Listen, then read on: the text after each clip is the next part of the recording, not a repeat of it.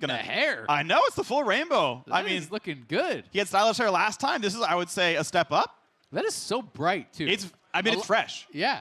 But I mean, a lot of times when people get their hair dyed, it's kind of like more murky. I feel like he would have had to like full on bleach it out. Probably did. It would have been a long process. It's looking nice. Yeah, he did a good job with this one. I respect it. That's cool. Shout out his hairdresser. Yeah, there you go. I mean, like, I'm just going to guess it wasn't a self-service job. Like, I just feel like I had someone do it. He did it himself. You know what? Then I'm even more impressed by Pabu. Yeah. You know? I don't even want to, like, guess that he didn't do it. I just feel like he didn't. Ooh. And now we're going to see very different game state, right? Yeah. This is very, very different. But to be fair, Heimer is one of the champions that is actually quite strong in a small ring as well. Yeah. So Nocturne is actually something that we did see in some internal play tests when we were messing around with this, because people are thinking, all right, well, you know, how can you metagame this? How can you cheese this? And Nocturne was one of the ideas, given that you can Q spam, your passive helps you to wave clear, and the idea is you should have enough wave clear on Nocturne to survive into the ring, especially if you're going Tiamat build. You're looking to clear waves, you know, reset, and you're trying to actually delay until you have that ultimate, and only fight with the ultimate up, right? Because if they're squished in, you're hoping you can win that 100-0. What I do think that Seiya could look for is actually just a Zhonya's rush, though. Because if you actually have the Zhonya's to deny the ultimate damage and your turret's set up, well, that's a pretty damn good deterrent to that all-in. Yep, definitely the case, and that's going to be one to watch for. He's already got, you know, the cloth armor, which you're pretty much always going to see in this matchup. Also, I want to say a little surprised to see Electrocute over like a lethal tempo, because I think if you are really fighting your opponent, you're probably going to fight them for a good like 6 auto attacks. Maybe I'm wrong about the read on like how long it takes to deal damage on Nocturne, but I feel like you get more damage out of lethal tempo. Lethal tempo can be pretty strong. I think it's harder to get value out of, though. Okay. You know, if you're worried about getting kited out, if you get grenade slowed or something like this. Electrocute is pretty much guaranteed. Anytime you ult, you're going to get the proc. RQE is going to do it. Exactly, right? You can actually Q during the ultimate while you're flying through the air, and then you E as soon as you land, and you've already proc this with without even an auto. Yeah, yeah. Makes sense. It's very easy to actually proc, and especially if you can look for something like that, and he doesn't have a stopwatch, there is very high potential to actually just get an instant 100-0. You know, a level 6 Nocturne has incredibly high burst. All right, we'll see if that's going to be coming through here on this one. Of course, team out for the early wave pressures, working pretty well. Seiya gets the easy chance at grabbing the top side health relic. They're going to be traded back and forth. Farm numbers don't really matter, but it's always nice to see a Nocturne laning well against a Heimerdinger. Generally, obviously, a great bully that Heimer is, but yeah, Tiamat Rush. That's all you need, really. If you want to outlane Heimer, just buy a Tiamat. Yeah, just buy a Tiamat at level 1. Why doesn't anyone do that? Yeah, at level 3 even. Just have all your spells already. Yeah, exactly. Just kill him. Perfect. Easy. Rocket Max, of course, coming through for Heimer. That's really the only ability you ever max. The Q rank up is garbage. The E rank up, I think, is just damage. So, of course, that's the build we see. Turret health scales on champion level. Yeah, Pabu, I'm assuming, is going Q-Max. You know, that really kind of seems like the only viable one there. But you know, I do feel like there is some pressure on Seiya to maybe kind of bully a little bit earlier, unless he is feeling confident that he can win that straight-up all-in, despite Pabu having the ultimate. And Pabu was a guy who was pretty clever about how he kind of climbed the ranks in last year's All-Star. You know, he did upset a lot of players, you know, people not expecting him to be able to take down FLICKR and guys like this and make it all the way to the finals. And I think Nocturne bringing that out shows that he has, you know, really kind of thought this through a bit. And this is, I think, a pretty strong kind of metagamey pick. Yeah. Where he's trying to really kind of outthink his opponents and trump them as far as the preparation goes. Yep, definitely agree. As a top champion pick. We'll see if that can come through for him. We've been seeing plenty of Heimer bans from like the other players. Going for the first all-in potentially here. Level 7, but doesn't go for the play. Knows, of course, that Heimer could flash pull him under the turret, go for a stun maybe. Would look pretty good for him. Either way, going to get the reset coming through. Heimer going to grab most of the CS, and we'll see what comes through the next buy. Probably bits of a Duskblade, I'm going to guess. Oh, okay, actually, Merc. Well, he's debating. Looked at Merc Tread, said actually... Hexdrinker. I like that. Going towards... I wouldn't actually finish Maw, by the way. Going from Hexdrinker to Maw is not very gold efficient. Okay. Just like, I've done the math a bunch of different times. Like, no, it's still actually horrible. You sit on Hexdrinker and just go into lethality from there. Oh, so this is actually really interesting. Seiya is going Chain Vest. Oh, wow. As well as that Haunting Guise. So, you know, potentially working towards Leandries. So he's not actually going for something like a Zhonya's or a Stopwatch.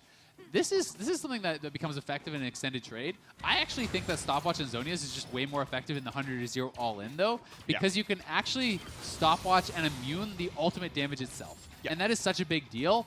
Not only that, but you can also use your Stopwatch to actually immune the Fear, which generally speaking, if you got feared in a 1v1 against Nocturne, you've already lost. Well, this is going to be a Fear. Nice spell. She actually blocks the stun, chases it for plenty of damage. walks him back out with about 40 HP left, then goes back in for the ulti, trades R for R, walks back out. Turret does decent damage though on Pabu. Okay. As bad for wear as Seiya is. Yeah, so they traded Barrier for Ignite. The Ignite should be up a bit sooner for Pabu. He did use it earlier, and I believe it's a little bit lower cooldown. Yeah, very slightly. So maybe a window there for him. But Pabu does have him pretty low, and with that passive, you can actually regen up quite a bit. Seiya doesn't have any more health potions, so there is risk of actually getting poked down by these Qs, these Dustbringers, if you are not able to dodge them. Yeah, he's getting pretty dangerously low. I mean, there is no stopwatch, so if you get hit by another Q, I think Pabu can actually just like flash and kill you. Yeah, actually, unless he manages to land the flash away in time, right? And you're stuck under the turret without a target hit, but you're right. Q flash might be enough for a kill, so it's going to be forcing a pretty rough reset here. This could be 2 turret plates easily. So the first one is 1 auto. The second one, maybe he even stays around for 3. Remember, this is 1,700 health. I hope I'm saying that number right, but I think you're right. I think it's 1,700 versus SR is 3K. So even though he's taking big chunks out of it, it's actually not an incredible amount of damage. You can kill through that pretty quick. And this is another interesting buy here from Seiya. So actually getting kind of pieces of a Gunblade, he's going to be finishing with components. And when you're building all these different components, you're not actually going to have enough gold for fully completed items. And it will be Pabu just sitting on the Hex Drinker, building some lethality. So he is going to have mostly components also. He's going to be on Merc Treads. Pretty helpful if you do actually get tagged with that grenade. Obviously, you're going to be trying to spell shield the grenade, but not always going to be able to get it. And keep in mind, we're only a few waves away from sudden death. Keep in mind, sudden death happens usually about level 11. They're both 10. So in about 1 minute, that ring is going to spawn, and the ring closes over the course of 1 minute. So when it spawns, you have time to recall basically immediately and get back into lane. So we'll see maybe one more shopping trip. So 30-second warning. I mean, I would probably recall for a long sword, but I also want to make sure I get level 11. Yeah. I mean, I think it's probably worth you basically have to go back to base right away. If you're Pabu and you can actually clear this wave, then you have a small timing to be able to get back to base, buy another little bit if you can.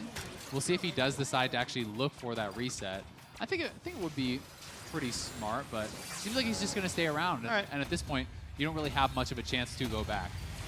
All right, lands the Q poke. That's actually pretty valuable. I would take that over a longsword, so I think that was actually the right play. 11 for both now. And I think that was actually the health pack buff. That was the 20% current health damage buff on that. So just looking for poke. And if you can keep Seiya's turrets whittled down, the potential all-in is going to be much harder for him.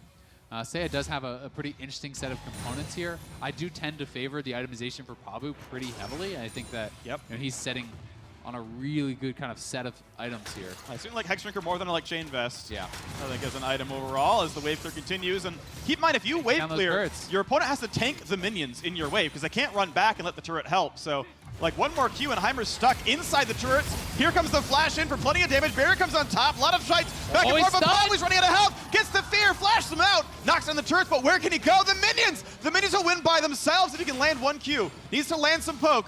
Still a little bit low, knocking on the minions. Where can Heimer go? Nocturne! Oh! Woo! Pabu knocks him down, takes him the first round. That was so close. Seiya did land the grenade stun on top of 1 turret plus his ulted turret. Almost enough to take him down, but the Hex Drinker, the spell shield, as well as that vamp, able to sustain Pabu through that. And it all came down to that last spell, that last Q, taking down Heimer.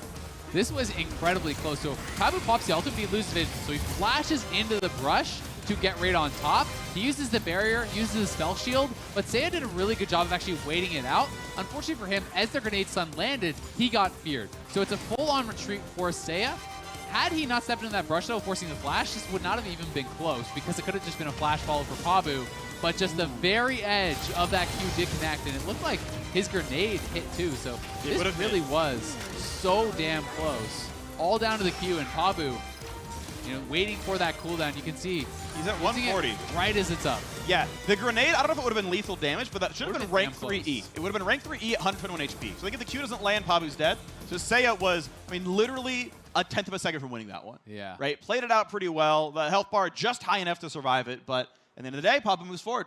Yeah, very, very close there. I wonder, if Seiya could have done a little bit different itemization, this sort of thing to actually make the difference. I think he might have been able to win that had he itemized a little bit differently. But, in that final 1v1, he did play it quite well. Forcing the flash into the brush just to get vision for the ultimate was big because, had he not done that, as soon as Seiya flashes away, it would have been a flash follow and killed him off. So a really close